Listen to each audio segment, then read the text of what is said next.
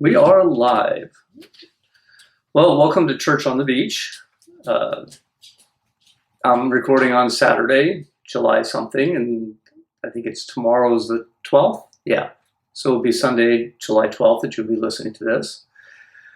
Ross is out of town with family, and I've had the opportunity to do this. And I've done a few Zoom calls, so it's very interesting to do a Bible study on Zoom, but at least you kind of have faces around. And this, the benefit of my niece, who I will give props to. She has a YouTube program she's starting called Amelia Reacts, and USC Film School student. So if anybody needs a film school help, she's awesome at it, and she set this up for me to use this morning. So thank you to her. Let's open in prayer. Father, this has been a tumultuous season for your people, for our country, and for our world. We're truly Catholic. Yes. That may startle some people when I use that word Catholic, but it literally means universal. We are global, and things that happen here in the U.S., people have protested and rioted for in Europe, much to our surprise, but we forget. A disease released from somehow 10,000, 15,000 miles away has affected the whole world. And we, your church, listen this morning, hopefully to you, through what you speak through me, to understand and to know who we are in these times. So help me relay that, and may our hearts be encouraged by your goodness and your love and your sovereignty. Amen. So those of you that know me know that the running joke is that I should work on my notes and then forget them, which actually happened a few weeks ago. I printed them out, and I thought the printer worked and didn't. And then one time I just forgot them. So we're working a little bit on that premise today, but not entirely, of course. Because one of the things I want to hopefully talk about today is the church. And when I say the church, I mean, the word that came to mind in the prayer was Catholic, universal. We have a universal purpose. We have a universal calling. We have a universal destiny with our God. And it wasn't our purposes that made it universal. It wasn't our work that made it universal. It wasn't our ideas. They're ideas that come from a sovereign creator God. And this is something that I'm going, shall we say, off script a little bit. It's funny because here I am, my niece's studio, and we always talk about scripts and stuff like that. My best friend I was meeting with yesterday is a script writer and a script doctor. And,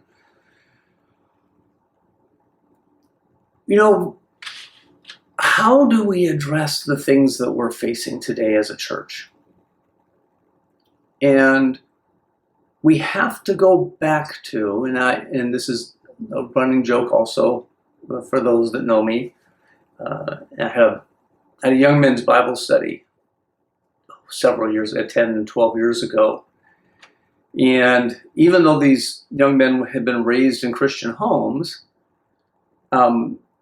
and I was teaching like Romans, and I would say something like, it was like when Abraham was going to kill Isaac. And they look at me and go like, what? Abraham was going to kill Isaac? And I go, well, yeah. They go, where's that in the Bible? That didn't happen. And I'm like, back to Genesis. And so it was always back to Genesis, and the joke became back to Genesis. But that's important, because there isn't a problem or an answer to a problem, whether future or in actuality or in principle, that I can't find in Genesis. It is God's foundation, his story of why we are where we are. A few of you may have listened to a message I did a while back talking about our worldviews. I'm not going to do that today, but we have a foundation in Genesis. And in Genesis, very simply, we find out who God is and who we are and how we're different and how we're similar. As I've explained before, but it's worth restating, modern enlightenment and science has tried to make Genesis a scientific manual and test and taken it literally. And that's not how it would have been read for the 4,000 years before the Enlightenment and to the people that the Genesis was written to. Genesis is the description of something. It's set out in 6 periods, and then the 7th. And if you were a 10th century BC person, or a 1st century AD person, or even a 10th century AD person, to have read Genesis you would have realized it was a description of something, of the building of a temple. It was a description of a structure built to glorify and honor God, a God of some sort, in our case, the God of the universe, Yahweh. And of course, when you build a temple, what's the last thing you put in a temple? Well, on the 6th day, man was created. The last thing you put in the temple is your image. Yes, we are the image. We are the imago Dei, if you want the theological term, which is very good. Image of God. We are the image of God. The irony is, in the fall,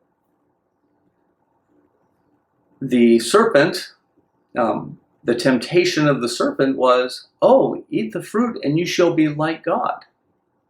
Well, the irony is they were already like God. How much better could it get? Well, obviously it didn't get any better, because they ate the fruit, and here's where we are. And I want to talk about that because we have lost our picture of that image of God that we are to the world. And the world has lost it to their detriment. And it's not easily understood or replaced. You see, we're living in an age where the world wants the fruit of 2,000 years of Christianity and the Judaism before it. I won't minimize that. But the world wants 2,000 years worth of the fruit of Christianity, but it wants to discard the root of Christianity. And what do I mean by that? Well, let's take a simple example. And what is the dominant belief about the origin of man today? Simple word, one word, it's Darwinism. Now, you may have thought of evolution, and that would be just as accurate, but it's Darwinism. Another ism, which we won't go on about today, Darwinism. What does Darwinism say? What's its core? Its core is that might is right. Survival of the fittest. You see, at the core of Darwinism, if you came from the primordial soup and you came to be the creature you are, whether it be shark or guppy, sheep or wolf, man or dog, for goodness sakes, you were the dominant species that evolved, and you've now assumed your rightful place.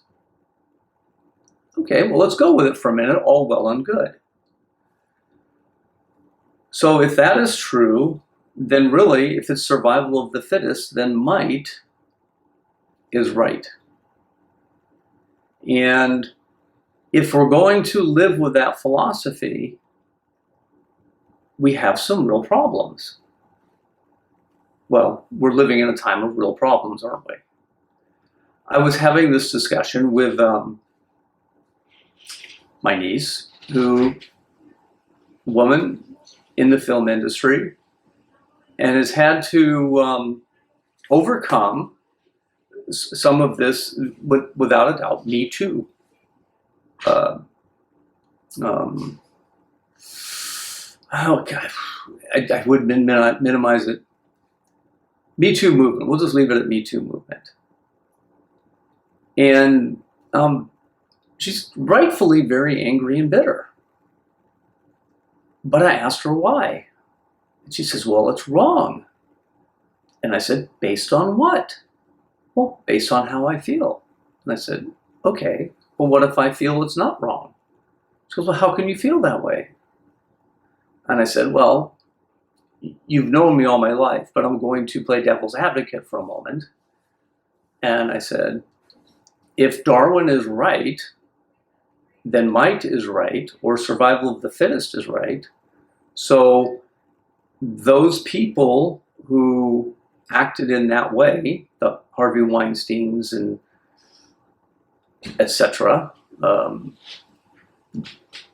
I won't name other names, I'll just leave it at that. Exercising that right was just them fulfilling their Darwin destiny. That's undeniable, isn't it? Yes, their Darwinian destiny of exercising their right to survive. And in doing so, that's exercising their might, because their might equals right. Well, of course, I can't see your faces, but I hope some of them are just going, oh, that's disgusting, or that's wrong, or it is wrong. But why? Why is it wrong? See, if you take the arc of Darwin in its Enlightenment beginnings, and I'm not going to go through all of the Enlightenment, and you take the arc from here to its logical conclusion, you will end with a man named Nietzsche. Now, Nietzsche is very famous for his saying, God, you'll see on t-shirts, God is dead. And then Christians will wear the t-shirt, God is dead, Nietzsche. And then below it'll say, Nietzsche is dead, God. It's actually quite funny. But Nietzsche's logical conclusion and philosophically accurate is, if Darwinism is true, there's no point to life, so do whatever you want to do, because you're going to die anyways, and that's it. There's no afterlife. There's no raison d'etre. There's no purpose.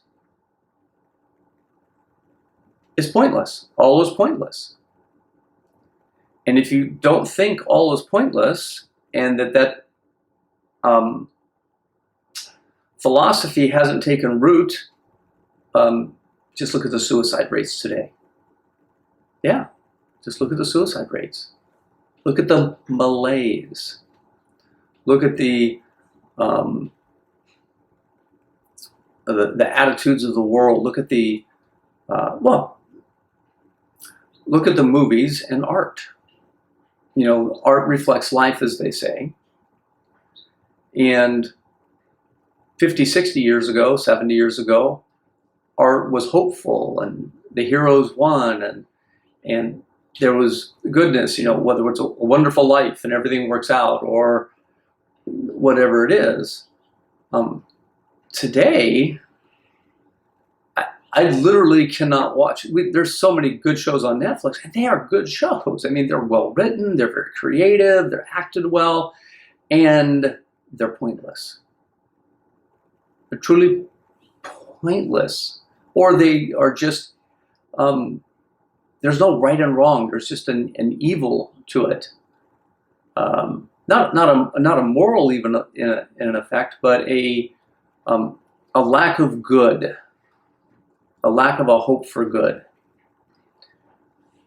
This may be surprising to you, but really, take a look.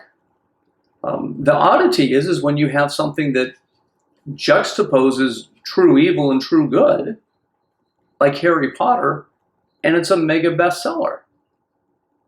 Oh, wow. But you have so many shows, like, and people loved, Breaking Bad or Dexter or something, some of these things, and it's like, oh my gosh, it was just about rampant evil. Horrible people behaving horribly to fulfill their Darwin destiny of might is right, only the strong survive. How does Christianity then fly in the face of this?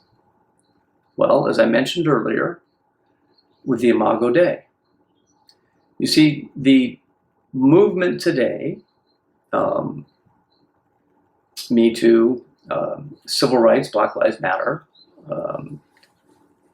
are calling upon something that they know is inherent within them, but they do not have a philosophical base from which to draw from if you go with Darwinism.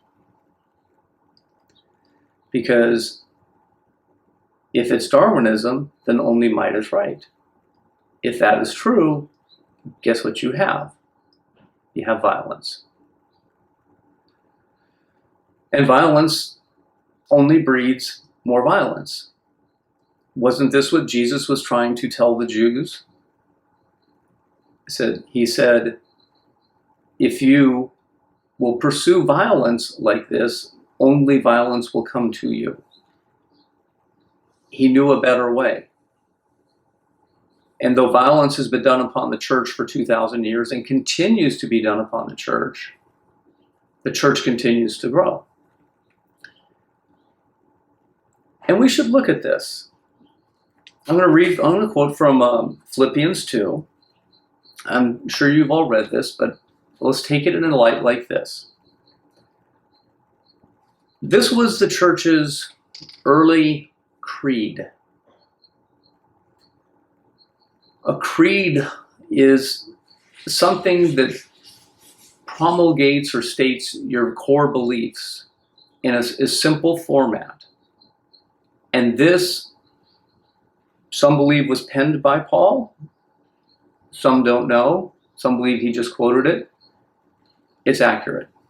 But nevertheless, let us read it. It's Philippians 2, and it says, "Who, being in very nature God, did not consider equality with God something to be used to his own advantage. Rather, he, Jesus, made himself nothing by taking the very nature of a servant, being made in human likeness, being found in appearance as a man, he humbled himself by becoming obedient to death, even death on a cross. Therefore God exalted him to the highest place and gave him the name that is above every name, that at that name of Jesus every knee should bow in heaven and on earth and under the earth, and every tongue acknowledge that Jesus Christ is Lord, to the glory of God the Father." That's the whole creed. Now, I'm just going to focus on the very beginning of it. Who, being in very nature God, literally, who being God himself, Jesus was God himself, did not consider equality with God something to be grasped, one translation, something to be exploited, another translation, or something to use to his own advantage. Another translation. You see, Jesus was God, and as such, he could have been like the Greek gods, which, if you study mythology and the gods of the pagans, whether it be early Genesis all the way through the first books of the Bible, first books of the New Testament, sorry. And even today, there are idols. There are gods that we serve. In antiquity, the gods were people. Zeus, Hercules, Hermes, Achilles, too many to count in too many ways. And the gods were wicked and evil. They exploited the earth. If you looked at the reasoning for the flood in Akkadian and Chaldean books, which we have, the reasoning for the flood is that the human beings that the gods had created were too noisy, were too populous, and they were going to consume all the food. So the gods sent a flood as a restart. Well, of course, that differs dramatically from the biblical account, which has a legitimate moral reason for the flood, which was man was doing every kind of evil under the sun, and the evil done was might is right. How do I know that? Or how would you know that from reading that passage? Well, the only answer to everything was murder. Because if might is right, the ultimate end is the only way you are absolutely right over your neighbor or enemy is to extinguish their lives. That's the ultimate victory. The ultimate way to survive is to make sure somebody else doesn't. The evidence of this is if you read Genesis 9, what's the first commandment God gave to this new family that was going to inhabit the earth? Well, I'm sorry, second commandment. Be fruitful and multiply was the first one, a reiteration of Genesis 1. The second one was that you were to demand life for life. That if you murder the image, you too shall be murdered. Not killed, that's different, but won't get into that now. God doesn't say how, by what purpose, by what means, by what authority even. He knew or that he would somehow set up or would work with us and within us to set up a governmental authority. But that was the beginning of, or the redo of, might isn't right. See, Jesus, being the creator God, knew might wasn't right. But he had to come here to show it to us. When it says, who being in very nature God, did not consider equality with God something to be used to his own advantage. That's a very good translation. You see, we like to use our positions for our own advantage, which is what the whole Me Too problem is. Unfortunately, it's a problem with much of our policing today. It's the problem with many countries today. They want to use their might to exert what they believe is their right. The US has done this. The West has done this. The most blatant violator or progenitor of this right now is China. And I don't want to get into the politics of it. Just do the research on your own and see how they believe their might is right, and they can put 1 million Muslim Uyghurs into a concentration camp to re-educate them with Chinese propaganda. or Hong Kong, where they violated the agreement they made, taken over Hong Kong. And of course, what's the first thing they do is go into the libraries and take out every book they can find on freedom and democracy, and certainly any Bible would be included in that. They are exploiting their power. They are taking their position to full advantage. That's a big way, but you see it in little ways. I'll give an example. I belong to a yacht club, and there's a couple gentlemen at the yacht club do a lot. They do all the little things that people don't want to do, and they fill in this and they handle that, and they live there, and so they're kind of like the security, and so everybody, it kind of gives them great leeway to do what they want. But every once in a while, these men will exploit this to their advantage to get something special that nobody else can get. And in the latest one, it was very funny because Wi-Fi is, very important to have on your boat if you're living on your boat in the marina. And this one particular gentleman, well, he became the test dock for the latest and greatest Wi-Fi at the dock that we have. And it's kind of like, well, yeah, he's the right guy to test it, but you also realize that, well, he kind of he took advantage of his position to say, I deserve this. And I can't tell you how many ways that we justify ourselves in what we do because we think we deserve this. And we are exploiting to our advantage, or we are in some sense exercising our might to be right. So the world today, and we'll come full circle, it's like, wow, where is he going with this? Has thrown away the Imago Dei that we are, the image of God. You are the image of God. You are his ambassador. You are his son.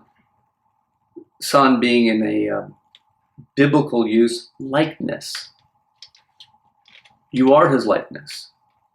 You are not to exploit to your advantage your position. You are to be, like Jesus was, a servant, as it says, rather than exploit his own advantage. Jesus made himself nothing, taking the very nature of a slave, a servant, and then became and being made in human likeness. We are God's servants. Whether we deny it for our detriment or accept it for our benefit, it doesn't change the fact. If you are made in God's image, you are his servant. If you understand that and embrace it, great benefit. If you don't, you just find yourself fighting God all the time. This is part of the problem that you have in some of these movements is they want all the benefits of the Imago Dei without hewing to the root and understanding where the right's derived from. And ergo, you have the war, you have the battle. You have to exercise force to get what you want. Because you can't be a servant if your only destiny is might is right and you have to survive. You see, in the past, and I was reading this in a book first century, second century history book, and it's very interesting. We tend to think, wow, we're the only generation that faced these things, or wow, why does this happen to us? And speaking of the current COVID pandemic and crisis, well, just do a CDC Google pandemics in the U.S. and there's 4, 5 in the last 100 years. H1N1, H2N2, H3N3, and then H1N1 again, and then this one. From 1918, where they talk about the big Spanish flu that went worldwide, to the avian flu, the bird flu that we saw, and now into this coronavirus. These things happen all the time. And they happened in antiquity. We talk about the Black Death. Well, the Black Death people thought was literally going to be the extinction of man. Literally thought it was going to be the extinction of man. But God is sovereign, and no, that wasn't his ultimate purpose. And that's another story. But we know of deaths, of plagues, and everything else long before, and there were famines, etc. But what marked out Christianity was Christianity took the nature of a servant. And when plagues hit towns in the Mediterranean area, the wealthy, or those that could afford to, would flee the cities, because that's where the plagues were centered. They would flee the cities. They would run to the mountains. They would go to other cities. They would go get as far away from as they could. What did the Christians do? They went into the cities. They went into the homes. They went into the disease, the plague, and cared for the sick. And some of them died. Some of them didn't. But they did tremendous good.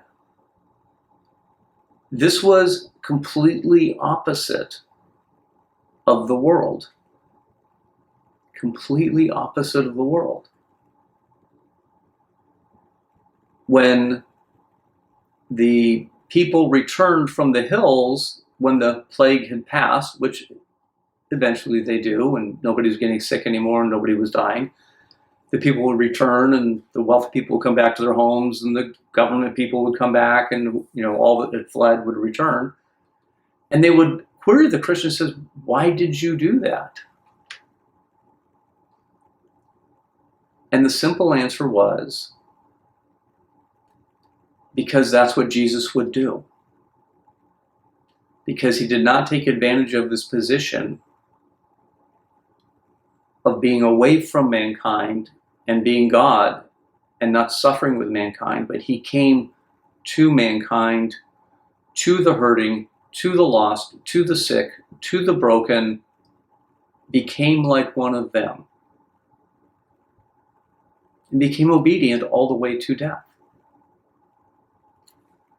But the Christian could answer, death isn't our end.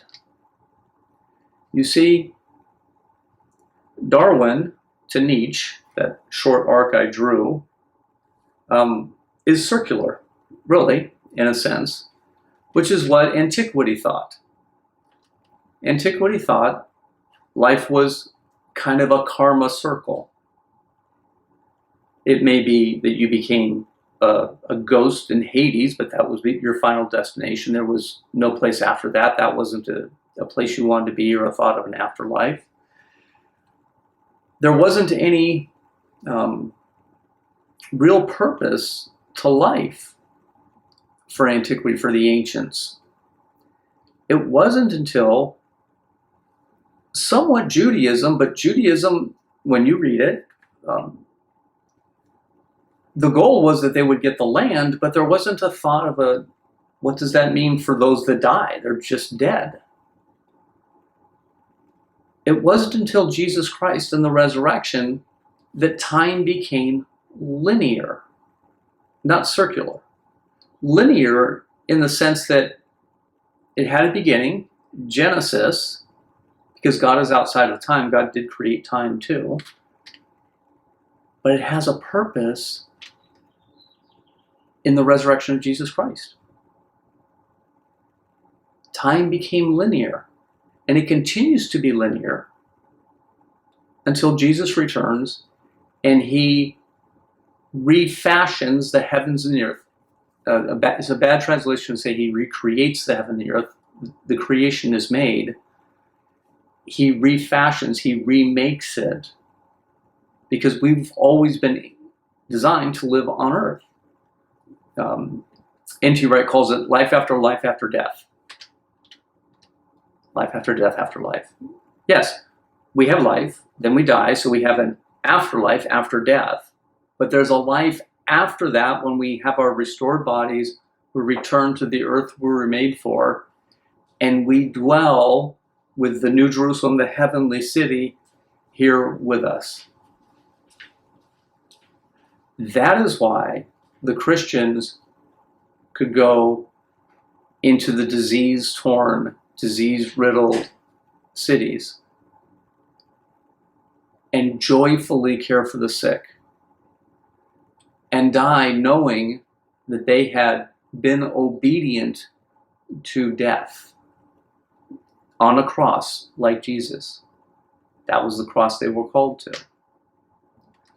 The world today wants the fruit of Christianity, the rights of being the image of God, the rights of having an equality just because you're a human being. But they have shut off the root of Christianity, which is Jesus Christ.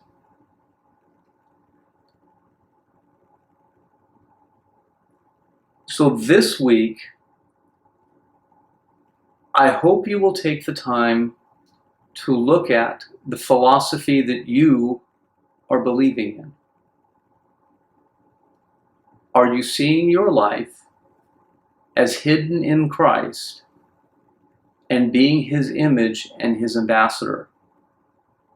Or are you picking sides and are you fighting for your rights?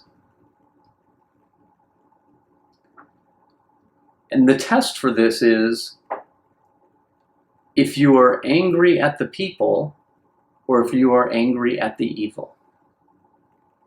When I find myself being angry at the people, I'm identifying with might is right. I'm identifying with I want my right, I want to be what I want to be and how I want to be, and I want to have it my way. If I'm identifying with Christ, I'm seeing the broken, I'm seeing the evil, I am seeing the image of God being destroyed in a sense, not in a destruction like an entirety, but in a destruction of value. The image of God is value. Search your hearts this week. Look for Jesus and find out, rather than taking advantage of your position as a believer going to heaven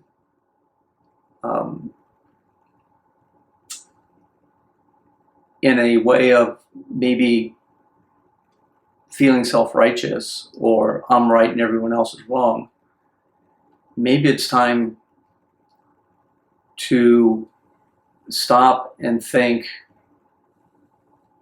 about the broken people, the people that don't know their left hand from their right, that have lost the image of God. I don't know how that will work out,